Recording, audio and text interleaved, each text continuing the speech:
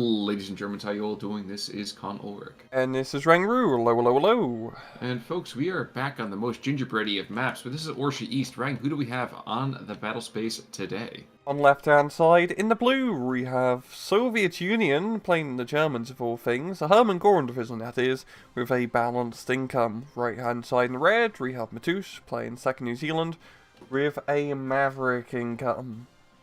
So, of course, we could always talk about the fact that it's balanced versus Maverick. We could talk about the fact that it's Hermann Göring versus second New Zealand. I mean, like, there's a lot of stuff going on here, but early rush, up the gut, what's going to happen here as the Kiwis run up against Hermann Göring himself? How's that going to work out?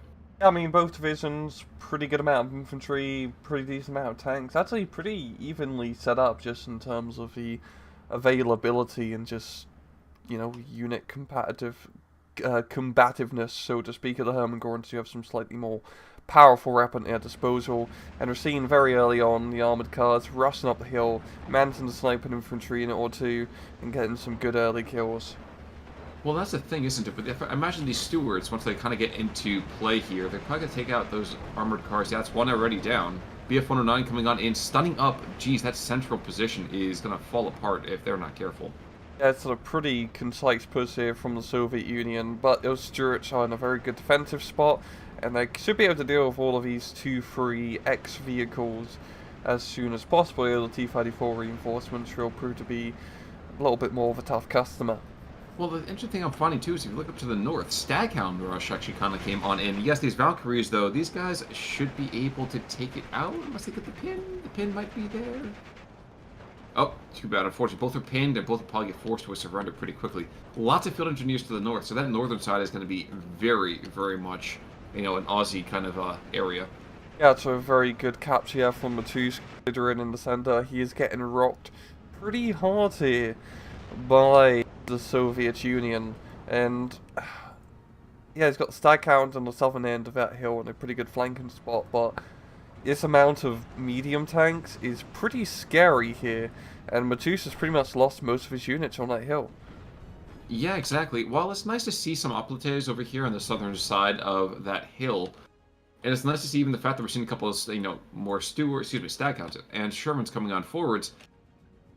If you lose that eastern slope, it truly is an uphill battle, and I can't think of what's going to get too much better for him here. Yeah, it's really classic Osiris dynamic. You lose the hill, you kind of just lose the map most of the time. But Matoosh is quickly bringing in the cavalry reinforcements, mainly just armoured vehicles. I mean, that one Sherman is really going to be very important in trying to get this back to Staghound. It's not going to be performing all that well head-on against U-34s. True, but that 6-pounder to the south has been able to take out a couple of vehicles already, so he's been P4 just now. And now, what little contest between the Sherman and the Boita T-34. Imagine, maybe we'll see... No, we're still going to see a death from that. Wow. Okay. Yep. I do like the diversity of this, as we have New Zealand guys and an American tank blowing up guys and a Russian tank. Yeah, exactly. And the Germans are being led by a Russian as well, so that's even more crazy when you think about it. Really, really quite weird here. Yeah, I'm not even sure Turtlelove could write something about this, but, he's a better man than me. We already see the Vickers is cut off over here, and it's been 13-11, 12-12 now, as Matoosh did have a little bit of a flag lead, mostly concerned with that northern side and that big bulge you can see to the south-central. But you can see right now, I think if that Staghound goes down, that is a rather open area. Yeah, and that Staghound will definitely go down. There's not really too much. Like, Staghounds and Stuarts aren't that great against T-34s. They do decent against Panther 4s, just due to the weaker armor, but as you can see in a head-on fight, the Staghounds don't do that great. Actually, the thing I like seeing here, too, though, is we have early Valkyries, which is not something we see all the time, and it drives me crazy, because they're such diverse and capable troops. The biggest thing about that is the issue is just that their AT is, softball throwing. Yep. But you see right now... Yep, please. No, they're just a good big squad, MG, Sumgavers, pretty decent, especially against more of the, Western Allied infantry troops, which aren't as well-armed as usually. No, exactly. That's absolutely right. Now, BF-109s, this guy's been coming up the gut every single time. I'm looking over here at the 2nd New Zealand. That shouldn't be happening. They should have already been able to carry something in. But I imagine just as the life seems to be at this moment. Oops, never mind. Spitfire and Lost his curse. Indeed, indeed. Taking a look over the rest of the map here. Down to the south, very, very quiet. Might see some pioneers being brought on in just to kind of make sure they don't get any undue bleed. Valkyrie in the south central on the western side. Northern side, is this push over? Is this push just now unable to go anywhere? Or Matoosh? Yes, sir. Yeah, you can't really do too much else once you capture the northern side. Sometimes, if you're fast enough, you can push out a bit to get a little farm complex, but you're never going to hold it. It's, like, way too cut off. Well, the thing I think I'm a little bit concerned about right now for Matoosh is that he's got 4 minutes before he really, he gets a big ramp, but he's got to really be starting to make something happen right about now. We talk constantly about the fact that, like, you lose a town, it's hard to get back in there. It really is, especially against anybody with AT. Yeah, losing that hill position so early on is definitely going to screw him up in terms of momentum. But actually looking at this, Soviet Union has also lost a lot of its momentum on the hill as well. All the tanks are dead, so the Stuarts are just trying to do mop-up operations. So, actually, Matoosh is going to get back onto the hill. And, yeah, B-phase around the corner. This could actually be a really good role reversal for him. Well, I'm kind of wondering, too, that it just kind of occurred to me now. All the Pioneers are in. Peagrens have been taking some heavily losses here. The Valkyries, he might actually be running a little bit low on infantry. I think that might be why this central position is not anywhere near as viable as it had been before. Oh yeah, he only has 3 A-phase infantry cards.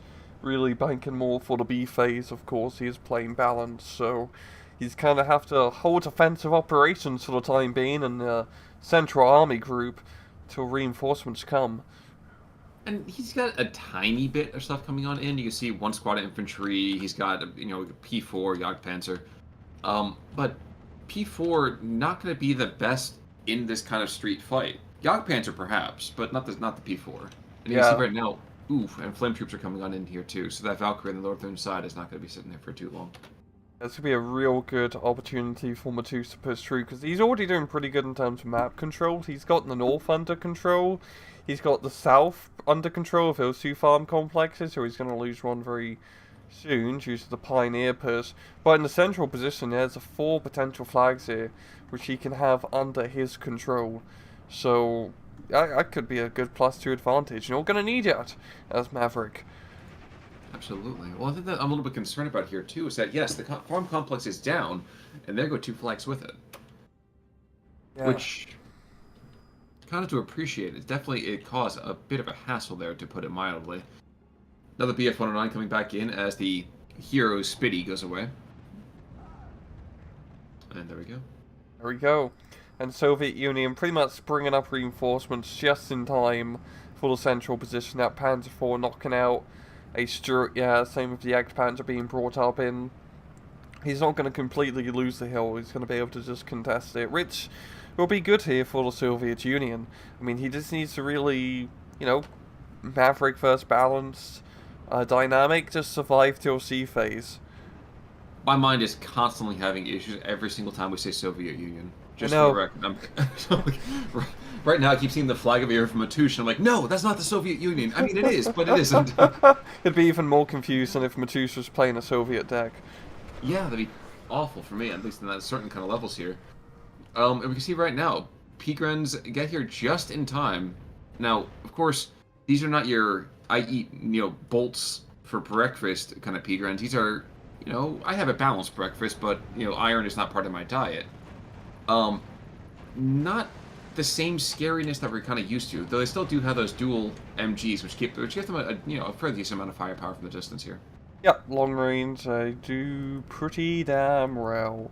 But yeah, the Panzer IV, it's really going to come down just to the medium armor which Soviet Union has in holding down this hill. I mean, once we go into B phase, we do start to see more Shermans being brought up in from the 2nd New Zealand, but that's really it. There's no M10s in the deck, it's just Shermans. And the Shermans are pretty good, but those Jagdpanzers might as well be King Tigers in that sort of engagement. Well, the thing I found kind of interesting here is I actually see the Staghound 2. So Staghound Mark 2 is Oh the yeah, kind of like that. Let's just say the little brother to the 105 Sherman. yeah. We don't see them nearly ever because people are so much more focused on either getting more HMGs or heck, even maybe getting some more kind of command out of it. But it's a pleasant thing to kind of see them. Yeah, maybe it's more. I can see people kind of taking them because the M8 Scott for the first French is pretty popular, Hmm. and the Staghound Mark II essentially fills in that same role, and arguably a bit better because it's not open top. True. True. Back down to the south, you can see another Staghound we brought on in. Sniper team as well as a Stewart plugging that gap. You can see one of the half tracks already kind of burned for it. Looking up to the northern side, though, too, we have that 6-pounder moved very aggressively, taking out one of those T-34s from close range. Now the T-31, I think, is trying to pick him off just before that last little bit of firepower. Yep, there we go. Ooh. Yeah, it's a good little push here from Soviet Union trying to release some pressure from the middle by attacking up north and seeing reinforcements already being queued up here for Matoosh. And yeah, I mean, there's no anti-tank up here because one of the problems with Western Allied decks is the lack of anti-tank on the infantry. So these two free runs can just kind of mop up everything. Yes, they can. Well, and I know we're going to make some kind of comment here, of course. There technically is or was AT. Like, AT has just died. Um, but yeah, Yeah. it was definitely a big blind spot there. I wouldn't trust my life on a Piat. The Princess and the Piat. Shoots another tank. Did you feel that? The King Tiger's like, I need a bigger shape charge. It wasn't at the right angle. Oh, man. There's a couple of X comments we can go off of that one there. Relieve it, yeah. Exactly. So 6-pounder in the meantime, gonna get barrage here. Still pretty okay. The Piat squad up to the north, getting out of sight just in time. Kitty Hawk going the other direction. There he goes. The first actual ground attack fighting that we've seen. And I think the BF-109 should be able to take it. I feel like the Kitty Hawk's pretty slow by comparison. Yeah, it's an older aircraft, so the 109 will be able to catch up. To be fair, the 109 is also a kind of an old aircraft at this point. True, true. But when there's 2 to year 1, that even Spitfire's going to go down for that. Yeah, really good aerial engagement here. Matoosh doesn't have a whole lot of air power, which usually for second New Zealand kind of spamming that up the reserve, but Matoosh is going a little bit more reserved and investing a bit more into the anti-tank tab to get those 17-pounders. Actually, here's a theory craft for a question for a second. What do we think about the fact that we see Ju-87s over here from Soviet Union? Oh yeah, the cluster runs? Yeah, kind Yeah, of a they're pretty weird good. thing. They're good, yes, but under the circumstances, do you see a version of a deck where you don't need to bring the Ju-87s? I mean, I feel like even having all of these Shermans here, is that really the greatest use of it? Oh, I see what you mean, yeah, because against second New Zealand, they're not as necessary because you've got bloody Jagdpanzers. Really, Yeah. the Ju-87 is much more useful if you're fighting against Soviet deck with IS-2s Exactly. and IS-2s, Mm-hmm. because, well, those things are kind of hard to kill. But, yeah, I think that's just he didn't specifically craft the deck for fighting the New Zealanders in this case, probably just a leftover. But still, it has a use, but not as cost efficient versus Sherman's. Oh, the Jagdpanzer goes down in the center. Yep, 17-pounder. Which is one of those guys, one of the unsungs that we don't often see because we're so used to just seeing spam 6-pounders in every single direction. Mm-hmm. You see, by the way, up north, Sherman 3 came on in, killed those T-31s, and I'm not sure a Sturm Pioneer and even a Peak Run's going to be enough to flip that back around, but, hats off for their gumption, I suppose. Yeah. And Matoosh is doing really good now. He's got the +2 advantage, which that's what he needs. But the problem is he got it a little bit later rather than sooner, so he's going to have to try and hold on to it. He does have the northern area fully back under his control, so it's really just about holding the center, which is definitely possible. It's just going to be about whether he can keep up this momentum and hold for, best case scenario, really, 13 minutes. Exactly, and that really is a best case scenario. We see over here in the decks, in fact, I'll just kind of call back to our viewers' minds, there's a single card over here for C. And now, let's be fair, he's not been calling in the Shermans with the same kind of rapidity he was back in Phase A, but there are no tanks in C. That's when Tigers come out to play. That's when his 9 Jagdpanzers coming out to play.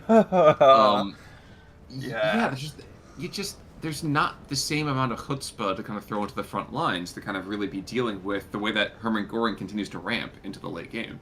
Yeah, I feel like if Soviet Union just keeps chugging out the T-30s, Panzer IVs into the front line here, he should pretty much win this. Like, he can just out-AT Matoosh. Matoosh really doesn't have a whole lot. Even his anti-tank tab is pretty bare for the most part. He doesn't even have airplanes to mitigate his route. So if he just keep blowing up those New Zealand tanks, and he's pretty much blown up most of the light tanks already, he just needs to kill every single Sherman. Maori's in the meantime going to get down rocketed south. in the south. Yep.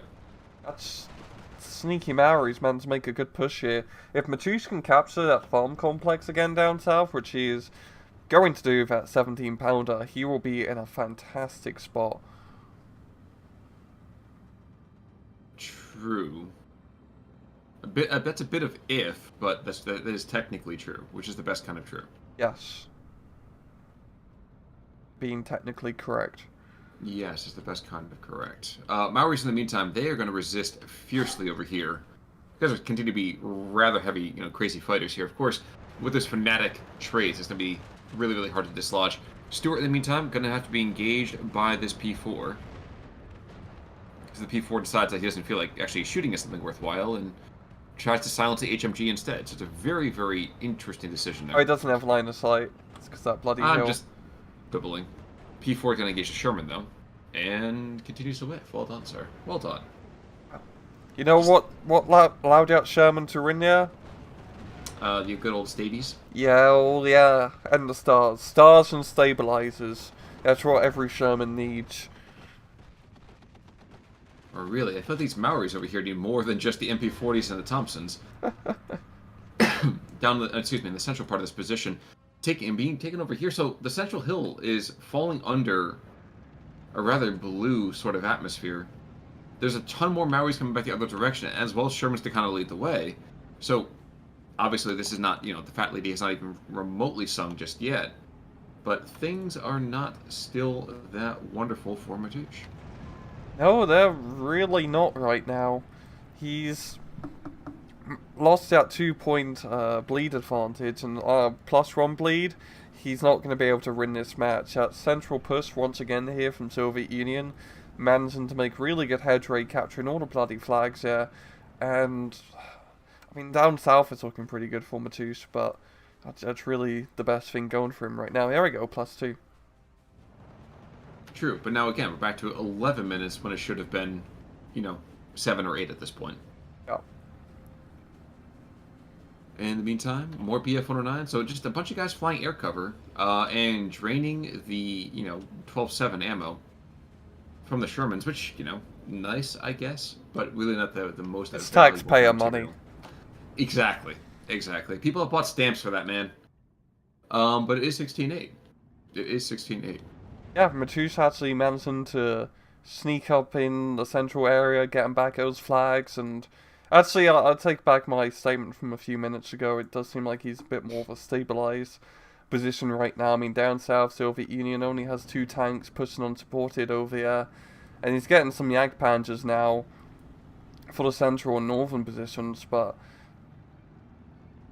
I think in the central position, Soviet Union will be able to push on back once the Jagdpanzer comes online, but it's the flank, especially the southern flank, gets a lot of flags. Yeah, it's going to be hard to get back under his control.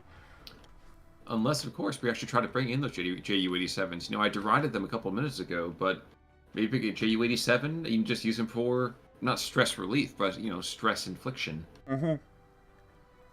And indeed, we've only just been seeing this BF-109 rocket plane, which has been very effective, don't get me wrong, but just very, very unique. That's really all we've seen as ground attack for him.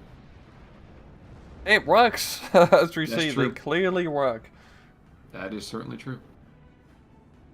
233 in the meantime, SPW over here in the center, trying to engage the Shermans from long range. The Sherman's not even deigning to fire back at him. Maybe it's a line of sight issue, but it's kind of a, kick in the teeth. You'd be like, I oh think man, it's I'm not even recon. important enough. Yeah, there might be a bit of that too. But you know what? I think it's a morale thing too. Like, we don't even care, my friends. But yeah, sure. It's actually a really good push here for the Maori in the centre, backed up by the Shermans and the Stuarts. His Panda Grenadiers can have a pretty hard time against those angry, fanatical Maoris, yeah. And there's not a whole lot of anti-tank here from Soviet Union. Really just a 2-3-3. Oh, here's Junkers. Yes, there is, and Junkers is Oh. now not even being utilized here. Guys, the payload's on the field. Just drop it on the road.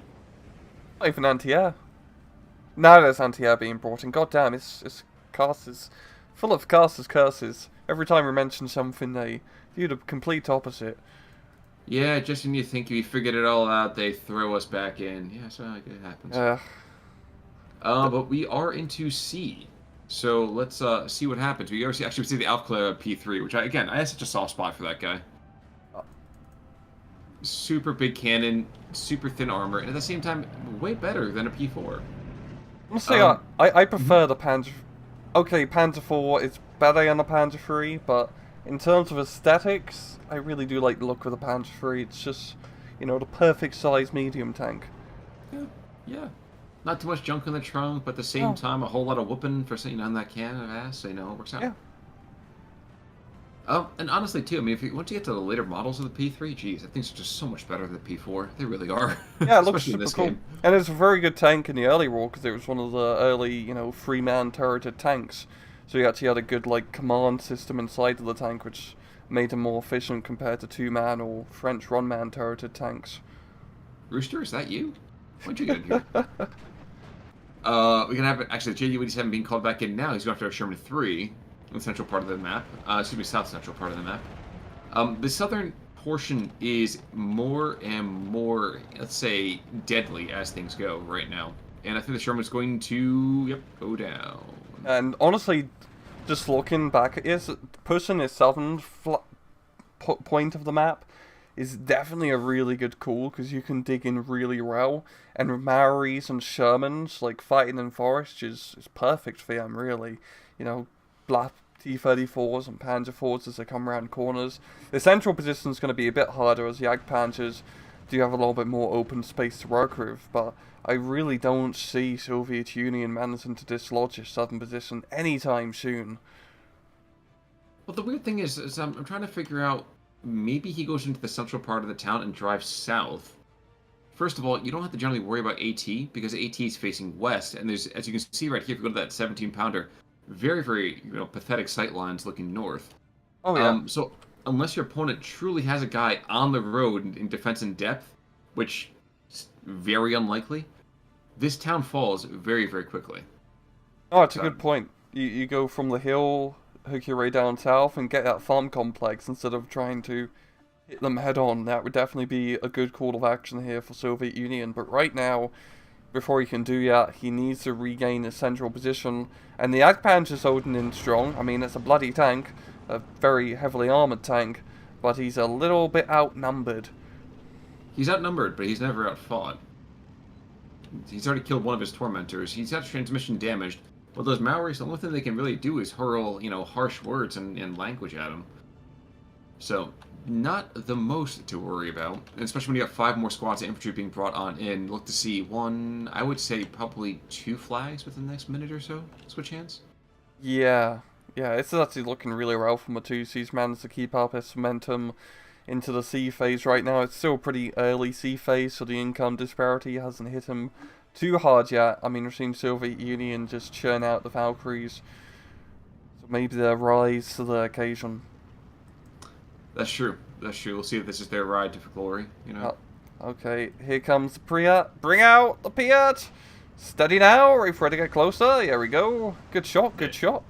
Yeah, it's actually not too shabby there, lads. Well done. There we go, 18-6. 3 Valkyries to the south. This is fascinating now. So it might still be 2 flags. Just one of those might be the ones that he just lost. Yeah. But the Maoris are getting charging on further forwards, so well done to them. And indeed, more Maoris being brought on in. This is, I think, the only card he has in C. No, he's got Oblates in C. I thought he was running low on Maoris, but I guess he's still churning through. He's got 2 B phase cards, so he is definitely all married up, and the Oblites are also a fantastic infantry option as well. There's the Sherman in the central position, and the Maoris, and, well, I'd say good defensive positions, but they're not in any bloody buildings right now. Even Yan, he should be able to deal with Valkyries pretty easy peasy like. One thing I'm surprised we haven't seen anything of is really command and control, especially from the infantry side of things. I'm trying to make sure I hadn't missed anything whatsoever, but if you're looking over here, there's no command other than a dingo. Oh yeah. Which, Barely any leaders.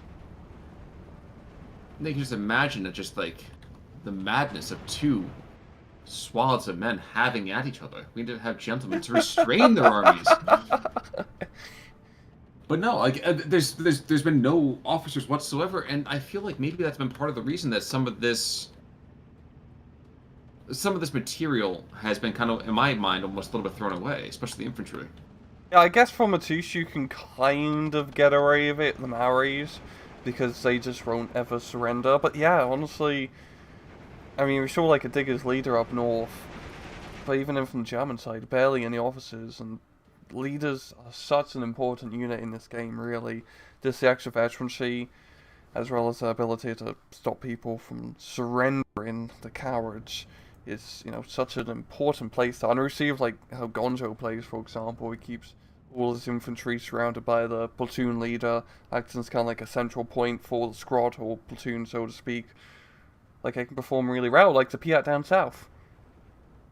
Yes, even though he's wasted most of his ammunition, but he's retarded the process of that P4 in for long enough that P4 is not there in time to support the infantry, and I think that might just be where things get left. Yeah, Soviet Union is kind of buggered. He's probably going to fall any minute now. But let's help him along. So times 2 at 2705. Sounds good. And as we kind of continue over here into the end part of this particular match, you know, hats off to Hermann Göring for actually taking that eastern flank early on, but it sounded, I guess, just in retrospect, just lost too heavily getting to that particular point in the map. Yeah. Honestly, Matoosh's push on the southern flank was really the, like, killing blow for Soviet Union, yeah, because even now, he hasn't managed to retake it, and honestly, Matoosh hasn't even invested much down south. A lot of the units here are the ones which he had at the start of his aggression. So, Certainly.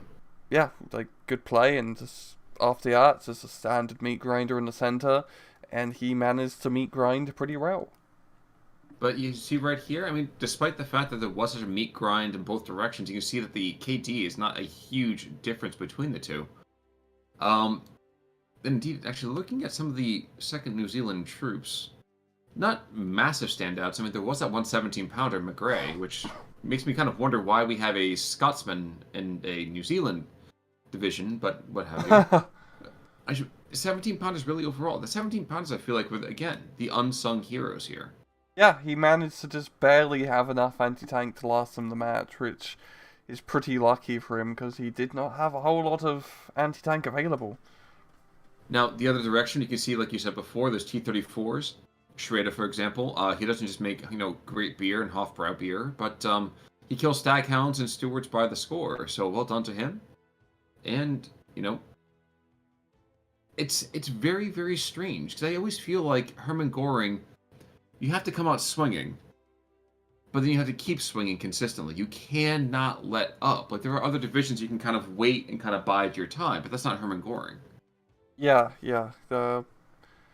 Oh, he just kind of lost that momentum. He was doing really good early on once he captured the hill in the center, but then he just lost that momentum, and he just needed to try to keep the fight into a long-range tank fight, because that would have been much more beneficial to him.